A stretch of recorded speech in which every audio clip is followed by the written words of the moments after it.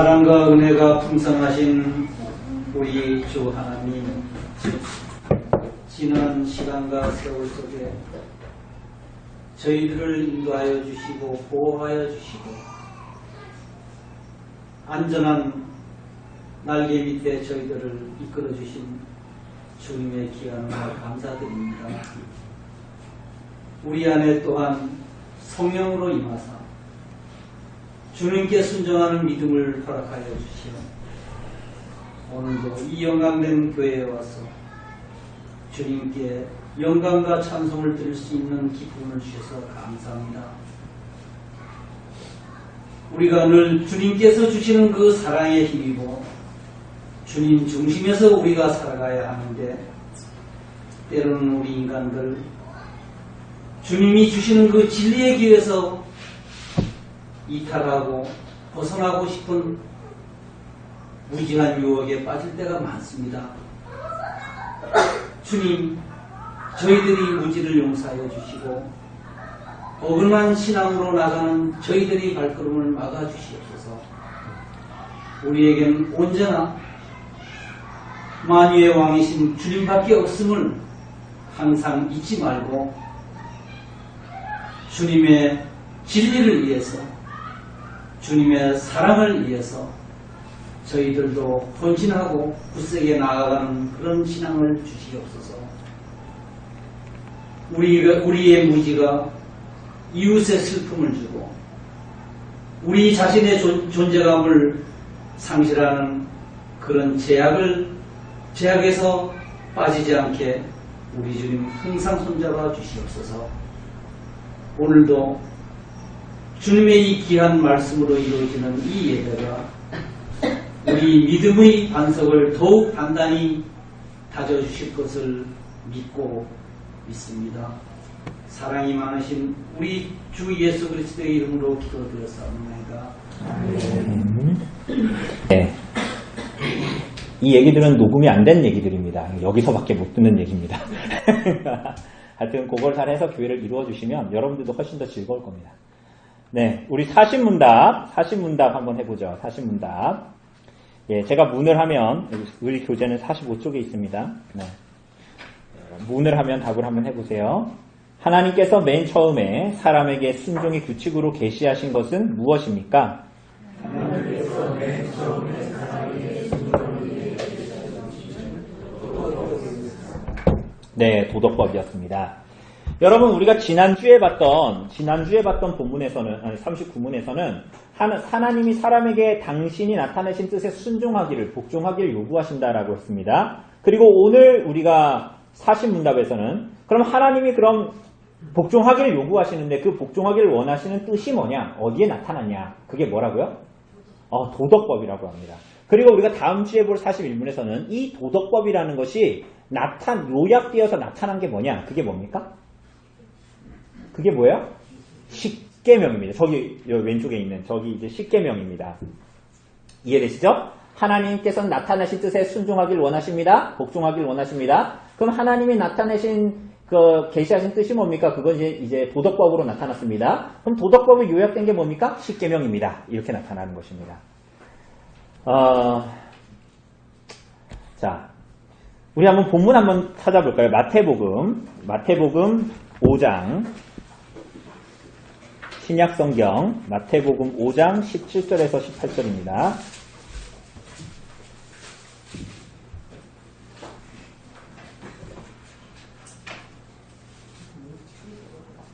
예, 5장 17절 18절.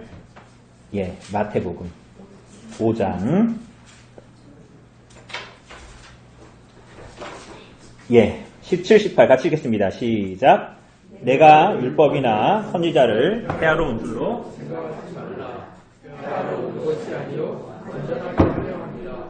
진실로 너희에게 이르노니 천지가 없어지기 전에는 율법의 1.1획도 결코 없어지지 아니하고 다 이루리라. 예, 예수님께서 율법이나 선지자를 폐하러 온 것이 아니라 완전하게 하려고 왔고 천지가 없어지기 전에는 율법의 1.1획도 결코 없어지지 않는다 그랬습니다. 그러니까 이 말씀을 들어서 어떤 종파들은 오늘날도 6월절을 지킵니다.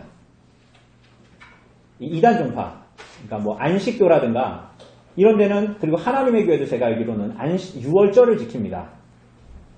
왜? 요 5장 18절에 뭐라 그랬어요, 예수님이? 율법의 1.1획도 사라지지 않는다. 그리고 주일이 아니라 뭘 지켜야 된다? 토요일을 안식일로 지켜야 된다. 그러니까 성경을 이게 편식하는 거거든요. 그러니까 오직 성경을 얘기하지만 이 사람들은 전체 성경을 말하지 않아요. 그러니까 성경을 편식하면 성경의 의미를 오용하고 남용하는 방식으로 나타나게 됩니다. 그게 참 신기하죠?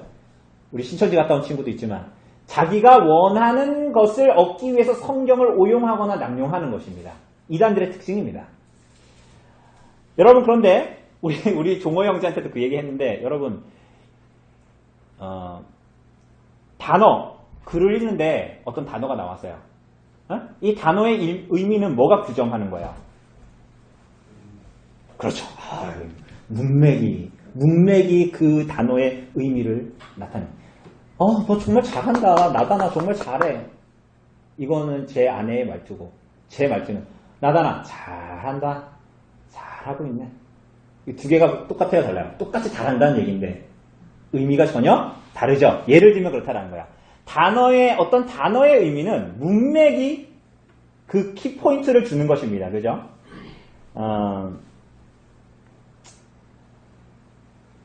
그래서 우리가 이단에 빠진 사람들 신천지 특별히 특징이 뭐냐면, 이 독서 책 읽기의 상식은 이겁니다. 단어의 의미는 문맥이 규정한다. 이거거든요. 또 성경에도 마찬가지예요. 똑같은 단어들은 우리 자꾸 종호형제 얘기해서 미안해요. 씨를 마태복음에 나오는 예수님의 비유의 씨하고 창세기에 나오는 아브라함의 씨가 단어가 같습니까? 다릅니까? 단어가 같죠? 그러나 그 문맥이 말하는 그것이 상징하고 의미하는 바는 똑같아요, 달라요? 달라요. 이건 책 읽기의 기본입니다.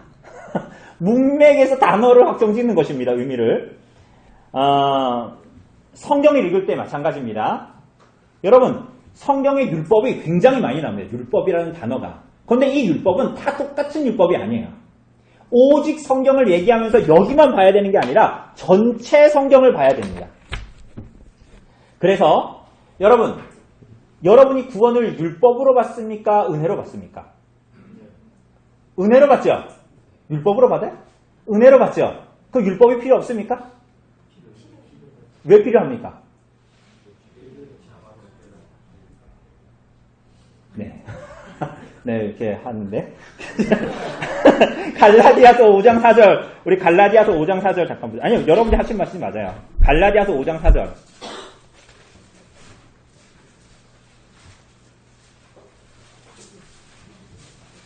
갈라디아서 307쪽입니다. 신약성경 307쪽. 갈라디아서 5장 4절. 예, 같이 읽겠습니다. 5장 4절 시작. 율법 안에서 의롭다함을 얻으려 하는 너희는 그리스도에게서 끊어지고 은혜에서 떨어진 자로다. 그러니까 율법이 아니라 은혜로 구원받는다라는 말은 오해하는 거야. 실제로 그 의미는 뭡니까? 율법의 행위로 구원을 받는 게 아니라 뭘로 받는 거예요? 은혜로. 그러니까 하나님의 은혜의 반대말은 율법이 아니에요. 하나님의 은혜의 반대말은 뭡니까? 율법의 행위입니다. 우리들이 의를 얻는 것은 은혜로 말미암은 것이지 율법의 행위가 아니라는 거예요. 그죠? 율법의 행위로 구원받는다라는 말이 그게 무슨 주의입니까? 율법주의죠. 율법주의. 율법주의가 뭐예요? 율법의 모든 조항을 다 지키면 어떻게 된다? 의로워질 수 있다.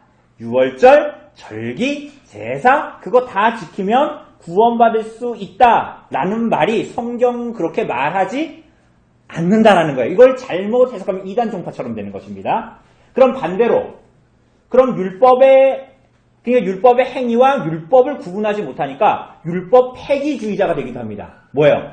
율법이 아니라 은혜로 구원받는다 그러니까 율법은 더 이상 필요가 있어요, 없어요? 없다고 생각하니까 막 싸는 거예요.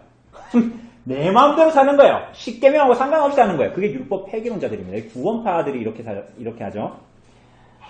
자, 그런데 율법은 뭐냐면 오늘 마태복음 5장 17절 18절이 말한 대로 율법은 선한 용도를 가지고 있고 예수님을 통해서 구원을 받은 이후에도 율법은 그래서 유효해요, 유효하지 않아요? 유효합니다. 그러니까 여러분 조 목사가 유효하다 그래서 유효한 게 아니라 성경이 유효하다고 지금 얘기를 하고 있는 거예요, 계속. 자, 그럼 율법은 어떻게 구분하냐? 뭘로 구분합니까? 율법은 세 가지로 구분할 수 있어요. 율법이 구분이 됩니다. 그게 뭐예요? 여러분 아는 거 아무거나 있겠죠, 율법. 우리 전에 다 했던 거예요, 이거. 오늘 나오는, 문답에 나오는 도덕법입니다. 그리고 또 뭡니까? 이거 뭐예요? 의식법은 뭡니까? 제사, 뭐 이런 거예요. 자, 세 번째로는 뭐예요? 그렇죠. 뭐예요? 시민법, 국가법, 이렇게 세 개로 율법은 분리됩니다. 분류할 수가 있습니다. 도덕법은 뭐냐? 사람이 어떻게 인생을 살아가야 하는가에 대해서 하나님의 뜻을 나타내 보이셨습니다. 누구에게 나타내 보이셨게요? 누구에게 나타내 보이셨을까요? 하나님의 뜻을 모든 사람에게. 여러분 교회 다니는 사람 안 다니는 사람 아무 상관없습니다. 모든 사람에게 하나님은 하나님의 뜻을 드러내셨습니다. 로마서 1장에서도 그걸 말하지 않습니까? 그래서 이 도덕법은 처음에 아담과 하와에게 주어졌습니다.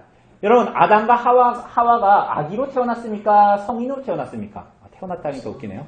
아기로 만들어졌습니까? 성인으로 만들어졌습니까? 성인으로 만들어졌어요. 그죠? 성인으로 만들어져서 이 사람들은 하나님의 뜻대로 에덴 동산을 다스리고 관리해야 됐죠. 그렇죠. 그래서 하나님께서 그에게 지식을 주시고 그리고 하나님의 뜻대로 이것들을 다스려야 되잖아요. 그러니까 뭘 주신 거예요? 그들에게 하나님의 뜻대로 다스려야 되니까 하나님의 뜻대로 어떻게 인생을 살아가야 하는가라는 것들을 도덕법으로 그들에게 허락하여 주셨습니다. 그래서 이 도덕법은 누구나 그 마음에 하나님의 법이 본성적으로 새겨져 있어서 택자만이 아니라 모든 인간들에게 이 도덕법은 주어지고 있는 것입니다. 그래서 이 도덕법은 아담과 하와, 첫사람 아담과 하와의 마음판에 기록된 하나님의 법, 그리고 하나님이 그들에게 선악을 알게 하는 나무의 열매를 먹지 말라라는 구체적인 하나님의 법, 직접 이 말씀하신 그 명령으로부터 시작됐습니다. 그리고 이 도덕법은 어디에 요약이 되어 있다고요? 십계명에 요약이 되어져 있습니다. 정리하자면 도덕법은 모든 인류에게 포괄적이고 절대적인 하나님의 진리에 대한 개념입니다. 도덕법은 변할까요? 안 변할까요? 안 변해요. 왜요? 왜 안 변할까요? 도덕법이 왜 안 변할까요? 도덕법이 누구 거예요? 하나님 거죠. 근데 하나님은 어떤 분이에요? 요리문답, 사문답에서 뭐라고 했어요? 영원하고 불변하신 분, 무한하신 분이잖아요. 그 분에게서 나온 법이기 때문에 이 법은 절대로 변함이 없어요. 그래서 이 도덕법은 하나님의 형상으로 지음받은 모든 사람에게 주어지고 적용되고 흔들리지 않는 진리로 남아있고 옛날에만 그런 것이 아니라 지금도 여러분 모든 사람에게 요구되고 있는 법입니다. 자, 이 땅의 사람들이 하나님의 법을 무시하면서 살아가려고 합니다. 하나님께 일반적으로 주어진, 그래서 속이기도 하고 거짓말도 하고 어떤 사람 뒤통수 치기도 하고 막 살기도 하고 그래요. 그런데 그렇다 한다고 해서 최후의 하나님의 심판을 피할 수 없어요. 없습니다. 절대로. 내가 귀를 막는다고 해서 꿩들이 가끔 옛날에 제 아버지랑 사냥 죄송합니다. 아버지가 이렇게 엽총이 아니라 그냥 공기총 그거 가지고 저를 옆에 태우고 제가 옆에 있으면 꿩이 여기 있으면은 그러면은 꿩이 여기에 있으니까 내려서 아버지 쏘는 게 아니라 야, 너 지금 이렇게 해봐. 그래가지고 참여가지고 내가 여기 있는데 이렇게 쏘고 그랬거든요. 근데 아버지 저를 쏜 건 아니죠. 그런데 꿩들이 특징이 뭐냐면 꿩들이 누가 위험하잖아요. 그럼 얘네들이 날아가지 않고 조용히 가잖아요. 차를 몰고 조용히 가거든요. 그럼 꿩들이 날아가지 않아요. 그럼 뭐 해요? 머리를 쑤셔 박아요. 왜 머리를 그래서 지나가다 보면 그때는 이게 예화가 될 줄 몰랐는데 어쨌거나 그 산을 지나가다 보면 그 넥타이 같은 게 있는 거야. 그게 뭐예요? 장기? 꽁지예요, 꽁지. 꽁들은 그래서 닭머리라 그러잖아요. 그 걔네들이 그 겁이 나면 머리를 쑤셔 박아요. 그 상황을 면피하려고. 하나님의 진리는 면피할 수 없습니다, 여러분. 여러분, 이 땅에 사는 사람들이 다 자기 마음대로 그렇게 살아가고 자기가 소망을 가진 대로 그게 뭐 여자를 만나는 것이든 돈을 뭐 버는 것이든 뭐든 그게 소망을 가지고 살아가지만 하나님의 보편적인 진리 앞에 도덕법의 심판 앞에 안 설 수가 없습니다. 머리를 박는다고 해서 해결되는 문제가 아닙니다. 내 귀를 막는다고 해서 그날이 오지 않는 것이 아니에요. 도덕법은 이런 의미를 가지고 있습니다. 그것이 십계명으로 나타나져 있고. 그러니까 하나님이 그냥 그날에 너는 그 나쁜 놈이니까 무조건 심판받아 이런 식으로 되지 않습니다. 도덕법이에요. 두 번째는 뭡니까? 의식법은 뭡니까? 여러분, 우리 레위기 갔잖아요. 난지 8일 만에 뭐예요? 할례, 제사 드리고 절기를 지키고 뭐 이런 내용들이 있잖아요. 그게 율법의 규정입니다. 자, 그런데 여러분 여기서 중요한 게 뭐예요? 의식법을 준수해서 구원받은 걸까요? 이스라엘 백성들이? 여러분 가끔 그런 생각하는 사람들이 있어요. 그런 말을 하는 사람들이 있습니다. 구약 백성들은 제사 드려서 구원받았다고 얘기하는 사람들이 있어요. 그리고 신약 백성들은 예수님 믿어서 구원받았다. 그게 맞습니까? 이 사람들은 누구도 제사를 지켜서 구원받는다고 생각하지 않았어요. 이 사람들도 오실 메시아를 바라봤던 사람들입니다. 믿음으로 구원받은 사람입니다. 구약 백성들도 여러분하고 똑같아요. 여러분은 오셨고 오실 메시아를 믿지만 이 사람들은 오실 메시아를 믿은 거예요. 구약 백성들은. 그러니까 우리와 동일하게 믿음으로 구원을 받는 겁니다. 그러니까 구약의 모든 의식법들은 뭐 그게 아사셀 염소든 번제든 속죄되든 상관없이 그 모든 것들이 다 오실 메시아를 예표한 것입니다. 오늘도 예수님이 오셨으나 다시 오실 것이지만 오늘도 실체가 오셨음에도 불구하고 그걸 거부하고 구약의 율법을 계속 붙들고 살고 그걸 제사를 드리고 그러면 될까요? 안 될까요? 그렇다고 되는, 왜냐하면 그건 실체가 이미 오셨기 때문에 그렇습니다. 그러니까 의식법은 지금은 폐해진 거예요? 안 폐해진 거예요? 율법 중에 의식법은 폐해진 겁니다. 폐해진 거예요. 예수님이 십자가에 달려 죽으셨을 때 성전에서 무슨 일이 벌어졌습니까? 휘장이 위에서 아래로 찢어졌죠? 그게 뭐예요? 그게 구약의 모든 실체가 오셨다라는 명확한 증거예요. 그분이 오셔서 그 구속의 제사를 완성하셨다. 그래서 그날 어떻게 된 거예요? 성전의 휘장이 찢어져 버린 거예요. 그죠? 그러니까 성전의 용도가 폐기되고 제사를 지낼 필요가 없죠. 여러분 스가랴서 보는데 성전 재건하잖아요. 우리도 성전 재건해야 됩니까? 여러분 이게 성전입니까? 4월 30일에 성전을 청소하러 가자 이렇게 돼야 됩니까? 여기가 뭐예요? 그럼 여기 교회입니까? 교회도 아니죠. 여기 뭐예요? 교회당, 예배당, 교회. 여러분 7시 반까지 회식하기 위해서 7시 반까지 교회로 모이세요. 이러면 안 돼요. 7시 반까지 어디로 모여야 돼요? 예배당, 교회당, 아니면 마을회관에 모이시든가. 여긴 교회당, 예배당인 것입니다. 그죠? 그렇게 이해를 하는 것입니다. 자, 그래서 의식법은 폐기됐어요. 그리고 도덕법은 폐기되지 않았죠. 그러니까 아까 얘기했던 마태복음 5장 17절 율법에 대한 예수님의 이 모든 말씀은 의식법이 아니라 도덕법을 말하는 겁니다. 율법의 1.1획도 폐하지 않는다라는 것은 오늘도 토요일이 안식일이다. 오늘도 6월절을 지켜라. 의식법을 지켜라. 그걸 말하는 것이 아닌 거예요. 예수님께서 뭐라고 하셨어요? 너희가 간음으로 행위하는 거 말고 마음으로도 음욕을 품어도 뭐 한 거다? 가능한 거라 그랬죠? 선지자들이나 율법을 폐하러 온 것이 아니라 완전한 도덕법이 무엇인지를 내가 너에게 가르치겠다. 이렇게 말씀하신 거예요. 하나님이 너에게 주신 그 율법의 의미가 대체 뭐냐 이제. 그걸 내가 너에게 얘기하겠다. 형제를 향해서 형제를 칼로 찔러 죽이지 않았지만 그를 미워하고 업신여기고 바보라고 하면 그건 뭐예요? 살인한 것입니다. 마음에 스치는 수준에서도 걸러져야 한다는 것이에요. 이 죄가.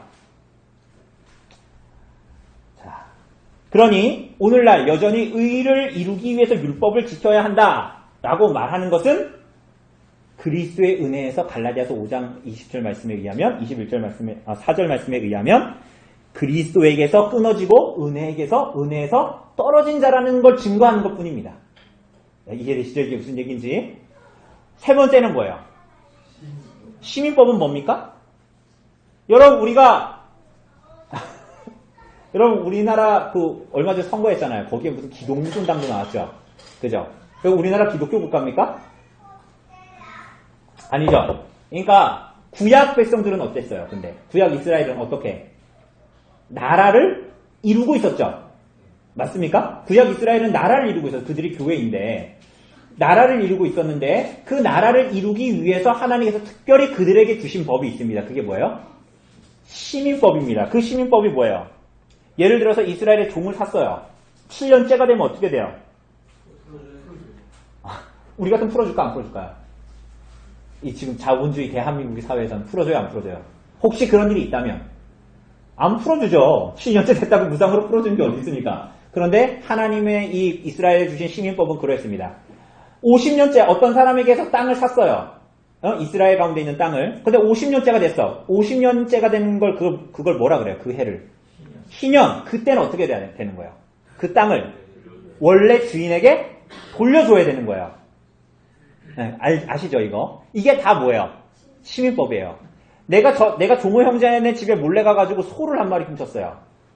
근데 내가 그걸 뽀록이 났어. 그래서 갚아야 돼. 배상을 해야 돼. 그럼 소 몇 마리 줘야 돼요? 네. 양사 5소입니다. 양을 훔쳤으면 몇 배? 4배. 양사 5소. 소를 훔쳤으면 몇 배? 5배. 5마리 줘야 돼요. 그게 이스라엘의 시민법입니다. 가난한 사람한테서 가난한 사람의 돈을 빌려줬어요, 제가 뭐 퍼집션에 돈을 빌려줬어요. 그런데 막 돈을 갚으라고 막 채근을 해, 막. 그럼 돼야 안 돼요? 이자를 받으면 돼야 안 돼요? 여러분, 이게 시민법입니다. 여러분, 이스라엘 시대 당시에 겉옷은 잘 때 덮고 자는 이불이에요. 그런데 내가 이 사람한테 뭘 빌려주고 담보로 겉옷을 갖고 왔어. 안 갚을 것 같아서. 근데 해가 지고 있어. 해가 지면 추워지잖아요. 그럼 겉옷을 어떻게 해야 돼요? 다 줘야 돼. 겉옷은 다 줘야 돼. 빚을 안 갚았어도. 그게 이스라엘의 시민법입니다. 살인했어요. 사람을 쳐 죽였어요. 어떻게 해야 돼요? 사람을 쳐 죽였다고요. 그럼 어떻게 해야 돼요? 죽여야 돼요. 여러분, 살인한 사람 죽여야 됩니다. 그게 시민법입니다. 이스라엘의 시민법입니다. 그러니까 오늘날 이거 시행할 수 있을까요? 없을까? 전부 다. 우리나라 법이 너무 물렁하긴 해요. 말도 안 돼.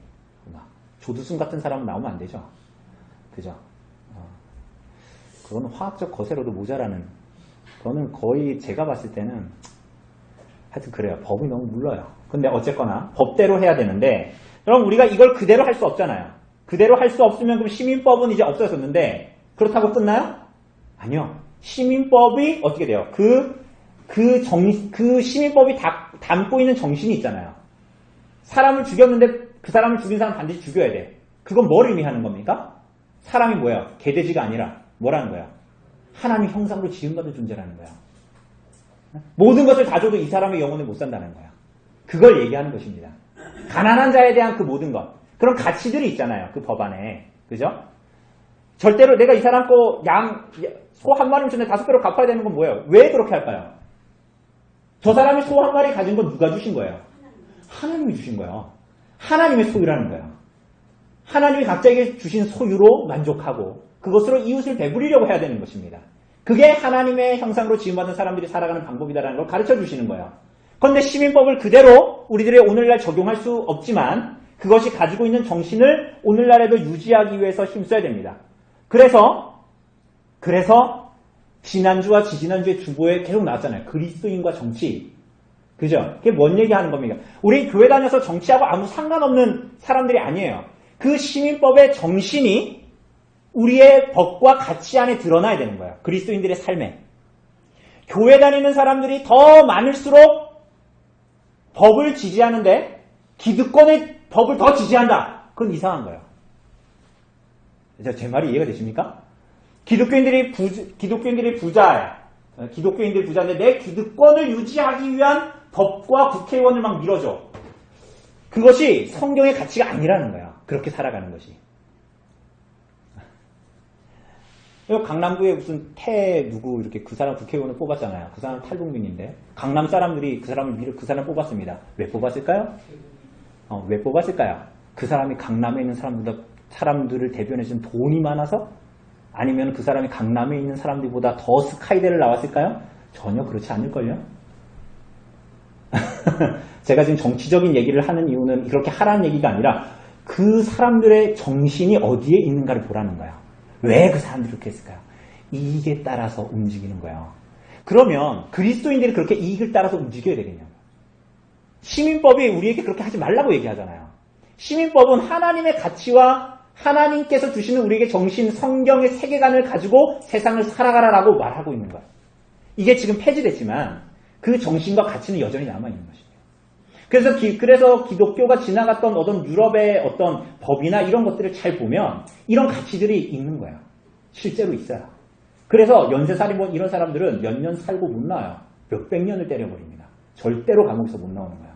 왜? 하나님의 형상으로 지음받은 사람들이 그렇게 해버렸으니까 이 사람은 거기에 이렇게 해도 상하는 대가를 이루지 못한다고 생각하기 때문에 몇백 년을 감옥에서 죽으라는 거예요.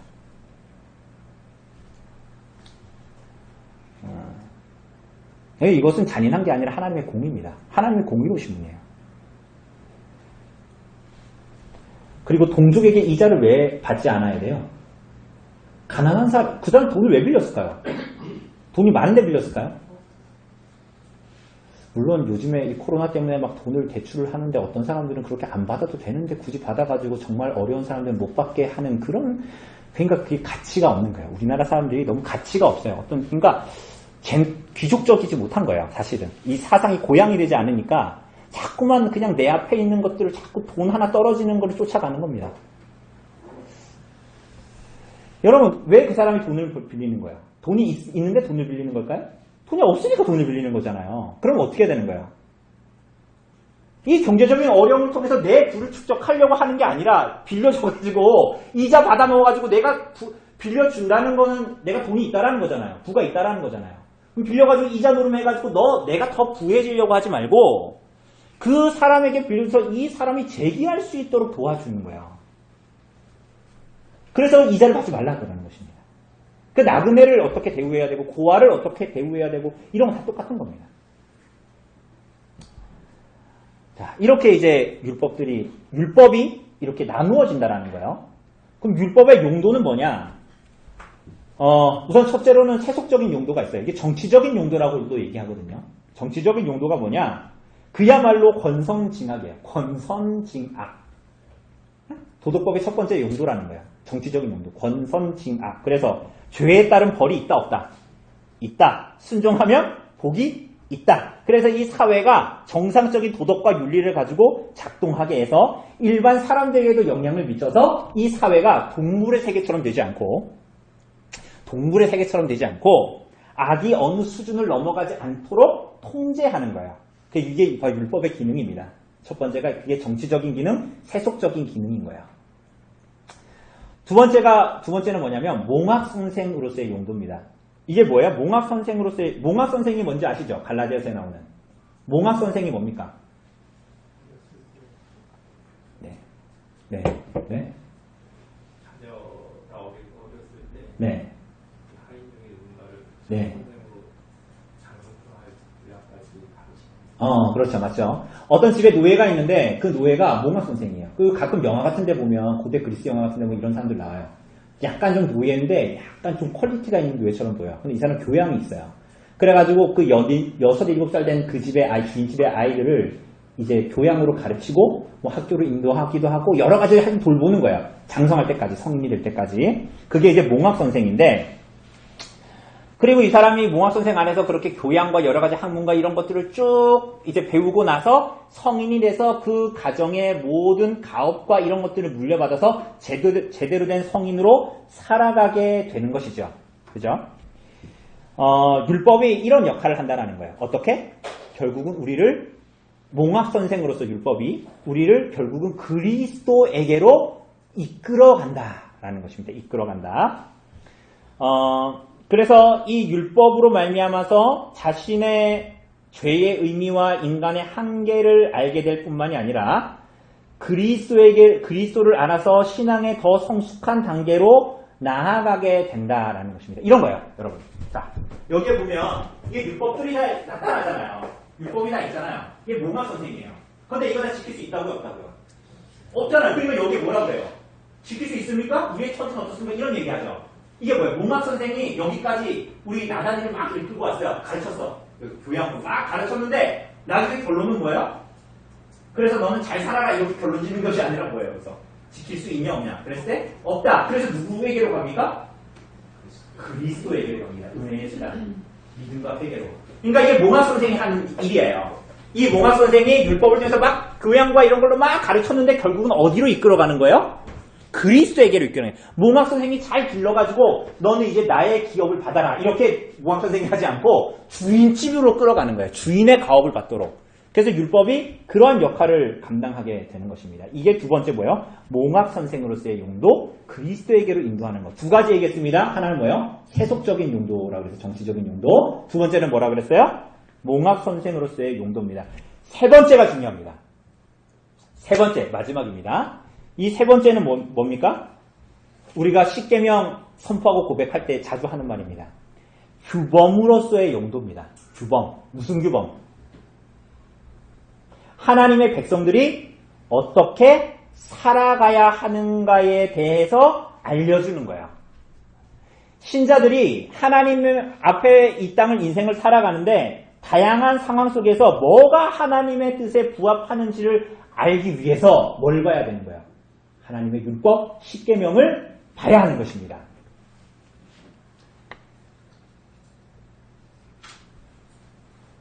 여러분 시편 119편에 보면 105절에 이런 말씀이 있어요. 주의 말씀은 내 발의 등이요 내 길의 빛이니이다. 이거 많이 들어보셨죠? 주의 말씀은 내 발의 등이요 내 길의 빛입니다. 여러분 성경 왜 읽습니까?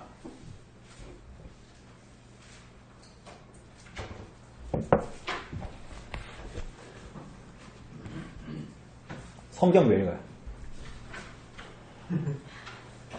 여러분들이 성경을 읽고 이 땅을 하루를 살아가면 하나님 뜻대로 사라지는 것이 아닙니다. 우리가 여기서 오늘 말하는 대로 주의 말씀은 내 발의 등이요 내 길의 빛이라 그랬으니까 야 그래도 내가 그리스도인인데 내가 그래서 성경을 읽고 하루를 시작해야지 거기서 끝나면 안 되고 그러면 이게 미신적이 되는 거예요. 하나님의 말씀을 읽고 그분의 말씀이 내 길의 빛이라는 것은 하나님께서 우리들에게 무엇을 말씀하시는지 어떻게 선택하고 어떻게 결단할 건지 내가 오늘 하루를 살아가는데 어떻게 말을 하고 어떤 표정을 짓고 어떻게 행실하며 어떻게 살아가고 저 사람이 나한테 어떻게 대해도 내가 무슨 말이 나가고 저 사람이 나를 서운하게 해도 내가 저 사람 핑계대지 않고 무엇이라고 답변할 수 있고 이 모든 가르침이 어디에 있다라는 거예요? 율법에 있다라는 거. 하나님 말씀은 십계명이 가르치는 데에서 연하여 내가 어떻게 말하고 행동해야 할지를 알게 되기 때문에 시편 기자가 주의 말씀이 내 발의 등이요 내 길의 빛이라고 말한 거예요. 이거 미사여구가 아닙니다. 여러 말씀을 읽는 게 그냥 내가 오늘 종교 생활을 하기 때문에 오늘은 그래도 말씀을 안 읽고 시작하면 찜찜해. 그런 게 아닙니다. 그런 게 아니에요. 하나님의 뜻이 무엇인지를 알고 어떻게 살아야 할지를 결단하는 것입니다. 그래서 복 있는 사람이 주야로 그분의 율법을 뭐 하는 자? 묵상하는 자라 그러는 거예요, 여러분. 오늘날 한국 교회가 왜 이렇게 됐습니까? 왜 이렇게 된 것 같아요? 왜 교회당만 나가면 이상한 짓을 하면서 돌아다닐까요? 교회에서는 그렇게 거룩했던 사람이. 왜 그러는 걸까요? 지금까지 한국 교회가 예수 믿어 구원만. 율법이 아니라 예수 믿어 구원만. 그러니까 자꾸만 사람들이 교회 와서 자꾸만 뭘 들으려고는 해. 진실한 마음도 있죠, 그 안에는. 그런데 정작 하나님의 뜻이 그래서 어떻게 살아야 하는가에 대해서는 귀를 닫는 거예요. 구원파는 아니지만 구원파적인 삶을 살기 시작하는 거예요. 교회에서 우리 아빠와 집에 갔을 때 우리 아빠는 달라. 교회에서의 저 집사와 집에서 마을에서 생활하는 저 집사는 달라. 그런 문제가 발생하는 겁니다. 성경은 그걸 말하고 있지 않습니다. 성경은 신자가 어떻게 살아야 하는지를 말합니다.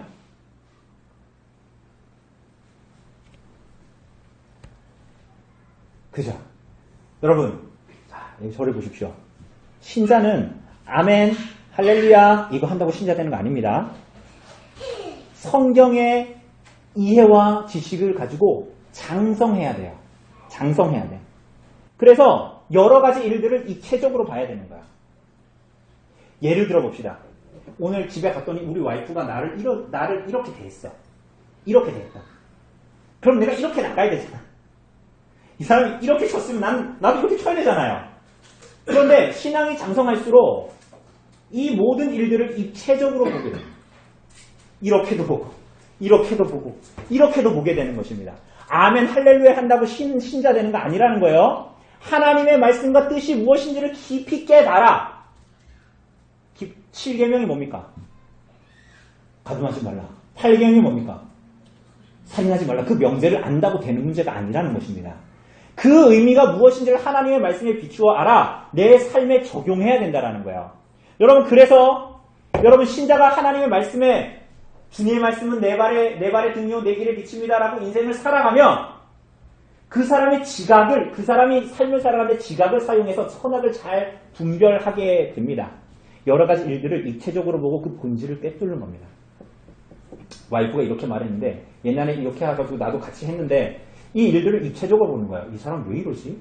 이렇게 보게 되는 거야. 그러면 이 사람을 이해하게 되고 그 모든 것들을 성경의 가치에 비추어 이것들을 해석해내고 반응하려고 하게 되는 것입니다. 여러분, 그래서 신자가 되면 아멘 할렐루야 한다고 되는 게 아니라 하나님의 성경의 이해를 가지면 가질수록, 성경의 세계관을 가지면 가질수록 이 세상을 살아가는 인간, 저 사람은 왜 저렇게 반응하지? 저 사람은 왜 저러는 걸까? 하는 이해, 사회에 대한 이해, 왜 이 사회는 왜 저렇게 할까? 왜 저 사람들은 저렇게 반응할까? 정치, 경제, 사회, 문화 이런 것들에 대해서 여러 가지 측면을 보고 판단하게 돼. 왜? 애가 아니거든. 애처럼 있지 않고 하나님의 말씀에서 성장하거든요. 어른이 무언가를 대하는 거와 애가 무언가를 대하는 건 다르잖아요. 그와 비슷합니다. 여러분, 그렇게 성장하는 겁니다. 아멘이 저 사람보다 더 크고 할렐루야가 저 사람보다 더 목소리가 크면 그 사람이 신앙이 성장한 게 아닙니다. 그죠? 하나님의 말씀 앞에 내 삶을 비추어 어떻게 살아갈지를 깨닫고 알게 되는 것입니다. 여러분, 그게 바로 이제 율법의 세 번째 용도, 삶의 규범으로서 우리에게 주어요. 그러니까 중요해요, 안 중요해요? 여러분, 무엇보다 중요한 거야. 무엇보다.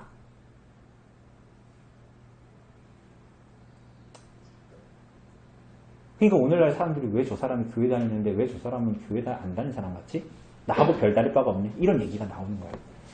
교회는 오래 다녔는데 하나님이 원하시는 삶이 뭔지를 잘 모르는 거예요. 성경을 읽는데 거기서 하나님 말씀대로 살아가려고 하진 않는 거예요. 하나님 그걸 원하시는데.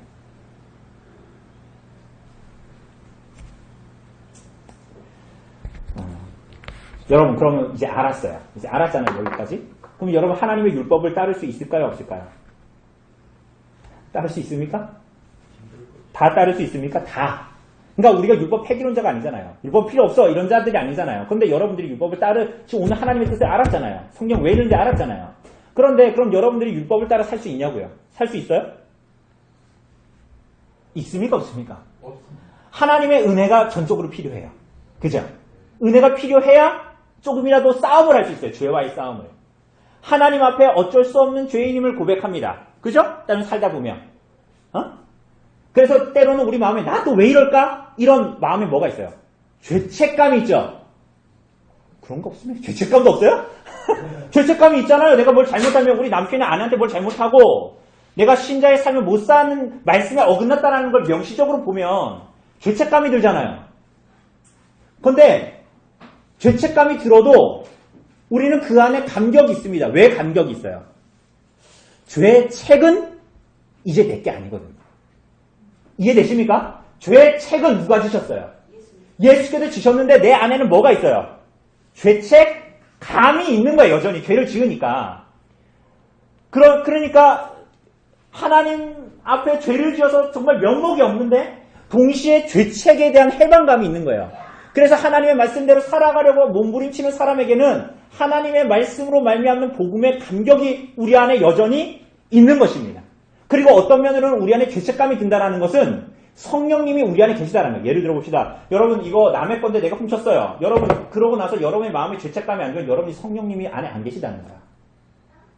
여러분이 만약에 하나님 말씀에 어긋난 짓을 했어요. 그건 마음에 죄책감이 들어야 돼요? 안 들어야 돼요? 이걸 들어야 드는 것이 하나님의 은혜가 있다라는 거예요. 지금 그 사람에게. 그럼 나는 은혜가 있으니까, 은혜는 있으니까 또 죄를 지어야지? 어차피 은혜가 있으니까 이러면 돼야 안 돼요? 그러면 그건 고멜 같은 짓을 하는 거야. 호세아서에는 고멜 같은 사람이에요. 하나님의 질투와 하나님의 열심이 우리를 그렇게 버려두지 않으시고 그 사람이 조금씩 그걸 깨달을수록 죄에서 실질적으로 벗어나려는 몸부림을 하기 시작합니다. 아주 조금씩이라도, 단걸음이라도. 죄책감을 그래서 떨치고 거룩함을 삶에서 연습하려고 하고 율법 안에서의 자유를 맛보고 율법의 복음의 자유와 기쁨을 누립니다. 정말로 그래요. 그런 사람이 여기까지 간 사람이 어떻게 돼요? 여기까지 세트로 누리는 사람이 어떻게 돼요? 이제 와이프 탓하지 않고 무슨 일이 일어나면 꼭 와이프 탓하는 사람도 있어요. 자기가 잘못해놓고 남편이 잘못했는데 때로는 아내 탓할 때도 있고 아내가 잘못했는데 남편 서로 탓을 해. 여러분 죄책감을 떨쳐버리고 거룩함을 연습하고 율법에 따라 살아가고 그래서 복음의 자유를 누리는 이 사람은 점차로 삶이 조금씩 변하고 싶어 합니다. 왜? 복음 안에서 자유와 기쁨, 하나님이 나를 어디로 부르셨는가를 알기 시작하기 때문에 그렇습니다. 이게 신자의 삶입니다. 이 소망이 있어요. 여러분의 어떠함 때문에 교육을 받고 못 받고의 문제가 아닙니다. 이거는 세상에 돈이 많고 적고의 문제가 아닙니다. 하나님의 질투, 예수 그리스도로 말미암아 그리스도께서 우리를 사셨고 호세아처럼 그리고 우리 안에 그 하나님으로 말미암는 열심과 하나님의 질투와 사랑 때문에 우리를 사랑하시는 열심이 우리 안에 있기 때문에 이런 일이 벌어지는 것입니다. 찰스 스펄전 목사님이 이런 얘기했습니다. 너를 겸손케 할 때까지만 죄를 생각하라. 너를 겸손케 할 때까지만 죄를 생각하라. 그러나 낙심할 때까지 죄를 생각하지는 말아라. 이게 무슨 얘기입니까? 그러니까 우리는 죄책에서 구원하신 예수 그리스도가 있기 때문에 낙심할 필요는 없다. 그러나 그 죄가 우리에게 하는 우리들의 삶을 망가뜨리고 우리들의 관계를 망가뜨리는 걸 목도할 때마다 겸손해지라는 거야. 그래서 하나님께로 돌이키라는 거야. 계속. 그러나 낙심하지 말아라. 하나님이 너를 붙드신다. 하나님께서 예수 그리스도 안에서 너를 부르신 그 이가 너희 안에 시작하신 그 착한 일을 마침내 이루실 것이다. 우리 요리 봄신방할 때 8장 27절 이하에 보면 너를 영화롭게 하셨다 그랬잖아요. 지금 영화롭지 않은데 영화롭게 하셨다라는 거예요. 그게 뭐예요? 이미 하나님이 작정하셨고 그 일을 이루시고 우리는 그 여정에 있다. 이렇게 얘기합니다. 우리는 그 안에서 위로와 소망을 경험하게 됩니다. 이게 도덕법입니다. 이게 도덕법 그리고 그 안에 나와 있는 율법의 용도, 우리가 십계명을 공부하는 이유이기도 합니다. 십계명은 출애굽기 신명기에 나오는 고대 문서가 아닙니다. 오늘도 변함없이 쓰신 하나님이 우리에게 요청하시고 말씀하시는 것입니다. 이것을 기억하고 우리가 앞으로 또 십계명을 공부할 때 공부하고 또 공부하네? 이렇게 하지 말고 내 삶에 깊은 것을 적용하는 하나님 아시다시피 어떻게 살아가야 될까? 하나님이 나한테 뭘 원하실까? 화석류나무 같은 나 같은 존재에게 오늘 오셨는데 나에게 뭘 원하실까? 그것을 누리는 것이 바로 십계명입니다. 그 은혜가 그런 하나님 안에서의 소망이 우리 안에 있기를 바랍니다.